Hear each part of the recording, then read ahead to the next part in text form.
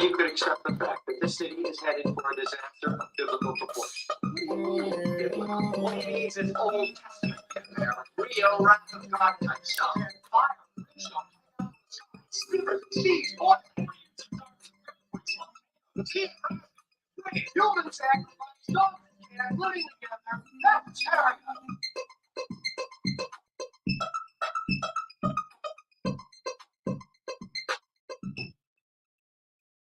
There is more energized ghost busting going on in the opening scene of Ghostbusters Frozen Empire than there was in all of Ghostbusters Afterlife. The new team, science whiz Phoebe, now 15, her older brother Trevor, and their testy, we're doing this, okay, whatever, mom, Callie, and Gary, the seismologist, played by Paul Rudd, who is now Callie's significant other, though he's working hard to earn his place as a stepfather figure, also known as a simper cuck. Anyways, are racing down Fifth Avenue in a refurbished ectomobile, blasting their proton guns at a long, thinly slithering beast that pops out of the sewer and it skitters through the air, bouncing around, buoyancy like a basketball in the air. Not on the ground, but in the air. What kind of creature is it? It's the species known as CGI candy. That's right. That's the name of that's the name of the ghost. CGI candy. The scene is mostly brainless action. Yet it has a family that bursts together, stays together, zap about it. Yes, thank Gozer. The franchise is back in New York City, where Phoebe and her fam have moved into the refurbished Hook and Ladder 8 firehouse from the original Ghostbusters. It's still full of equipment like a containment unit, into which a great deal of paranormal entities have been stuffed. This building is the finger in the dam, says Ernie Hudson's Winston, making it clear that the premise of the first film, the world is at stake, has been revived, along with the weapons, suits, cheesy practical effects, and a wisp of corporate counterculture tude. Counter-corporate, yeah. It's all to Sony. Anyways, Ghostbusters released 40 years ago this summer. It was a hash of ectoplasmic silliness, gizmo gadgetry, pulsating light show apocalypse, and Bill Murray's nattering meta commentary on it all, which added up to a comedy whose theme very much of the Reagan 80s was the world may be about to end, but it could hardly matter less. You think it might matter even less in Frozen Empire? Yet somehow Ghostbuster films have evolved into mostly straight-faced paranormal adventures, with just enough screen time from original actors such as Dan Aykroyd, as who he does have a meaty role here, gives it a little bit of a soul, the root in which nostalgia can be successful. Frozen Empire includes token appearances by our blobbly old green ghost friends, such as Slimer, who have a way of regurgitating into people's faces, plus occasional comic relief from the Stay Puft Marshmallow Man army, which the series is trying to turn into the new Minions. Mostly, though, Frozen Empire dishes up a collection of occult artifacts and otherworldly forces that are treated as seriously as they would be, say, in an Indiana Jones movie. There's the Orb of Garaka, an ancient metal sphere comprised of glyph letters that sometimes falls apart, like the tops of old typewriter keys, releasing assorted spirits. There's a very human-looking ghost played by winsome blonde Emily Lynn, Was it Emily Aylan Lind, who connects with Phoebe during a nighttime chess game in Washington Square Park. For a while, the two look like they're on their way to becoming friends until it's revealed that the ghost has another agenda. And then there's Garaka himself, a 20-foot tall, ash gray devil mummy spirit with elongated ram horns. Yeah, Baphomet horns, who has the power to kill almost anything by freezing it to death. Reminds me of my old professor back in the day. No, not Deep Cut Day, but another professor.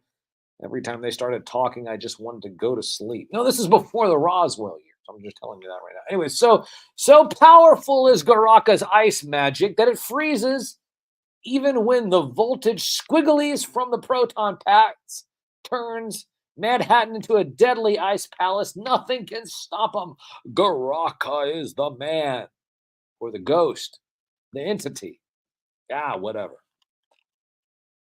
Did I mention that the Ghostbusters series has mostly put jokes in cold storage? 3 years ago, Reitman rebooted his dad's franchise.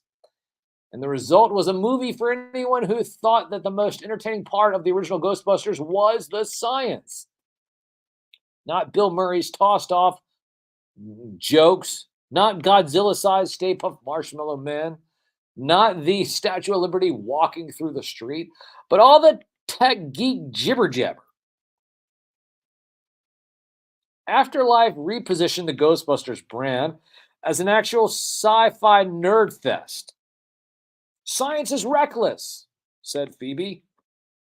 Totally, replied Gary. It's punk rock. It's a safety pin through the nipple of academia. The nipple of what? I didn't know academia was referred to like a nipple.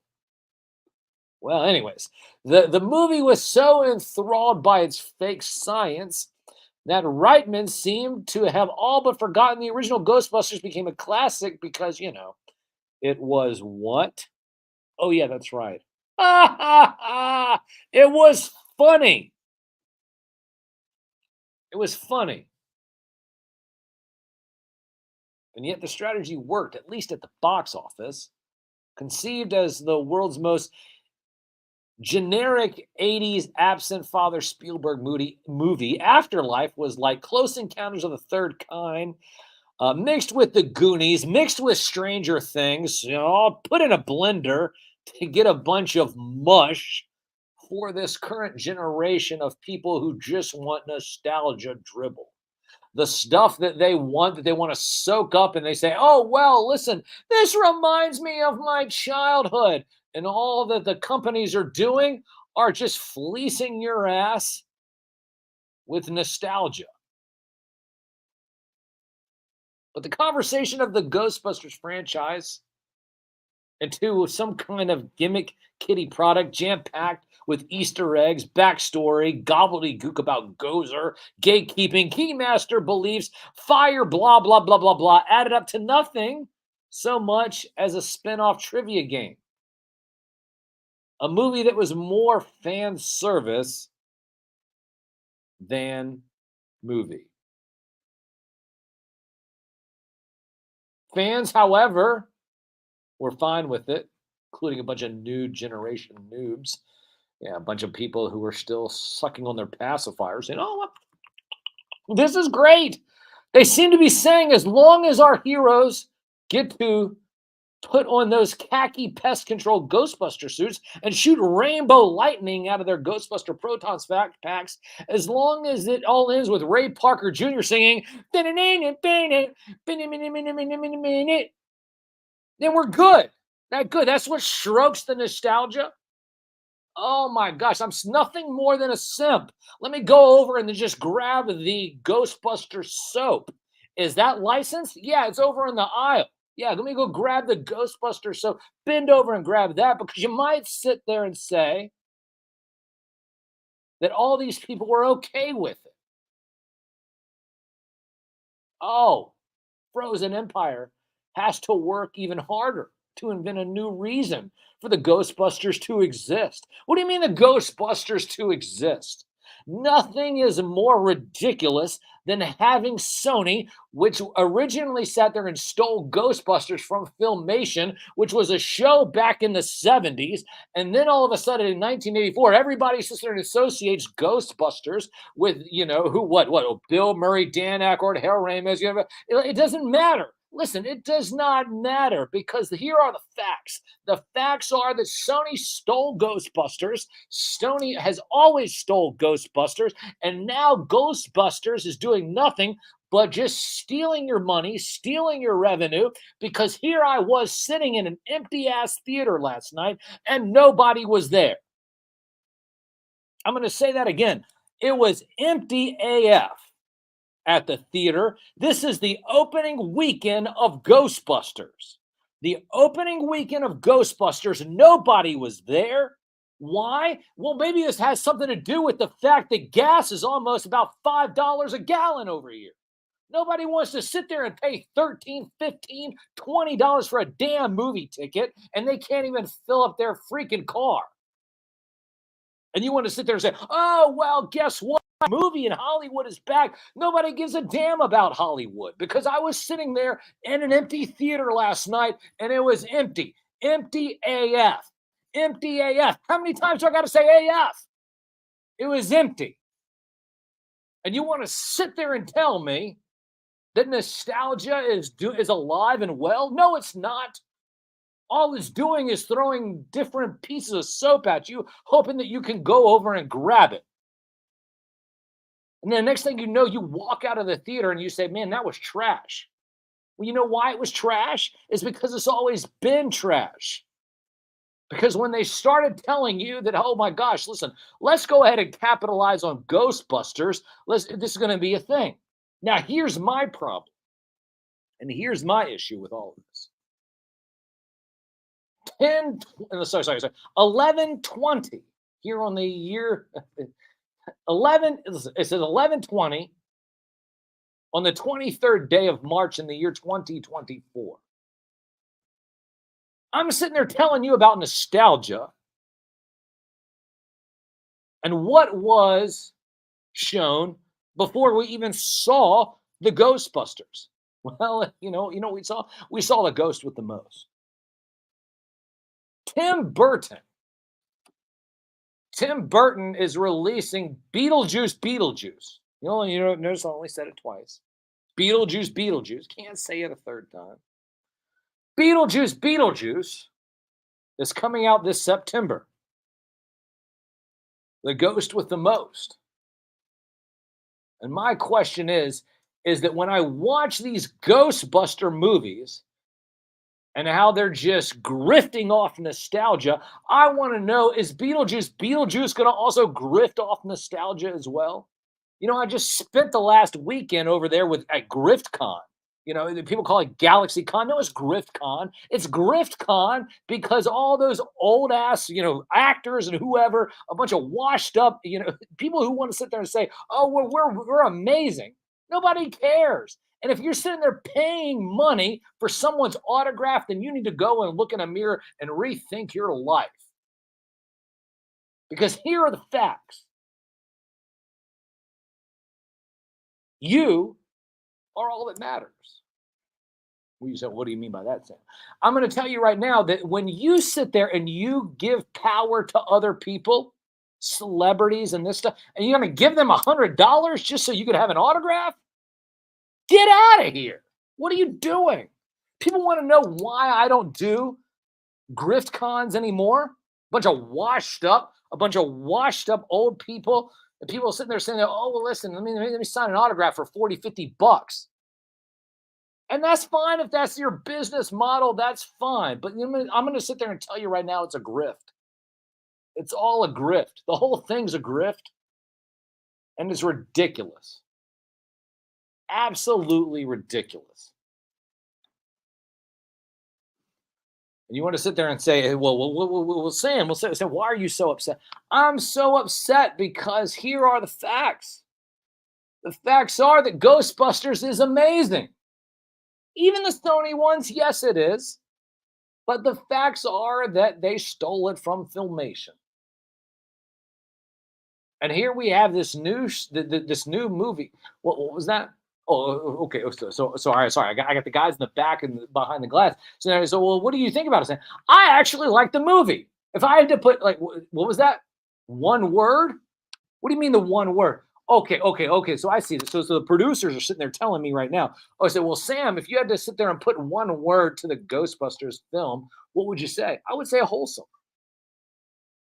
I thought it was wholesome. I thought it was great. And I thought it was a good ride. Suspending disbelief is a very hard thing to do. And of course, there are often times when you sit there and you look at how you used to suspend disbelief as a child, and you say, oh, well, I loved this as a kid and I love this. And, oh, well, this didn't meet up to my expectations. Last night when I went into Ghostbusters Afterlife, I did not have any expectations. And because I didn't have any expectations, all my expectations that I did not have were met.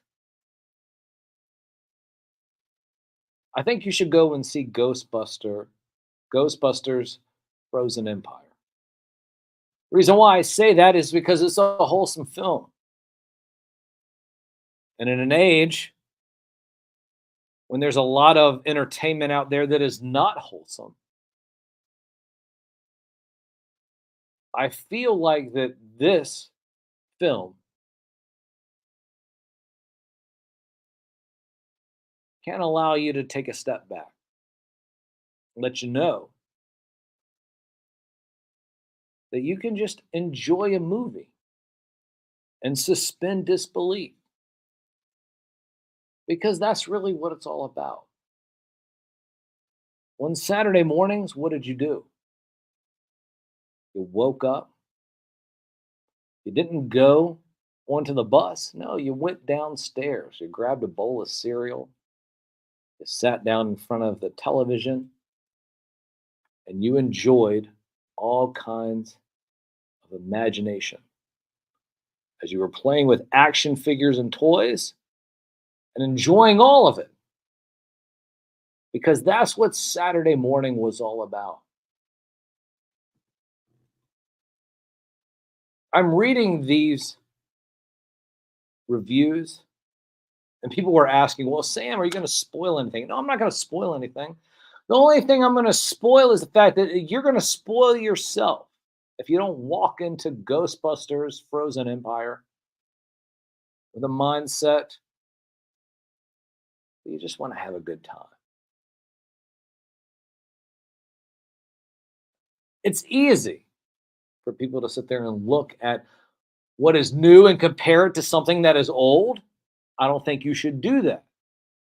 What I think you should do is I think you should just sit there and go and watch Ghostbusters Afterlife.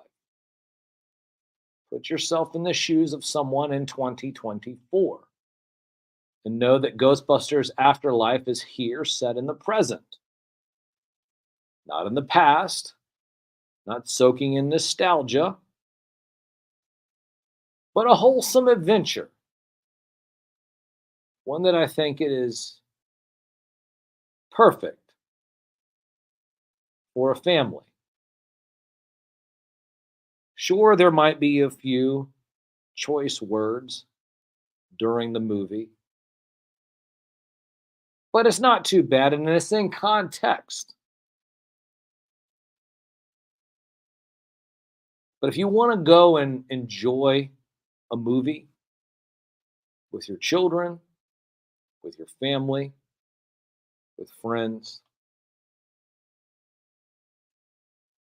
I couldn't recommend Ghostbusters Afterlife or Frozen Empire as a more perfect place to enjoy time with your friends and family today. Why? Because you're not guaranteed tomorrow. Ghostbusters Frozen Empire. Check it out if you get a chance to. I thought it was a good movie, no matter what anyone else wants to say. We'll be back in a few moments. Make sure you're following me at Sam Newsman all over social media. That's where you can find me. And make sure you're download the Live 365 app. You'll be able to hear the themes that we'll be able to play here in just a few moments. Play some themes. We'll be back on the other side at about 11:40. Close out the show. And then there's mixtapes. After that, setting the standard and raising the bar. The only way that we know how to do here on the only radio show dedicated to the magic and nostalgia of Saturday morning, hosted by me, a real media puppet. From the most trusted puppet in media. Reporting since Roswell, I'm Sam Newsman. And this is Saturday morning.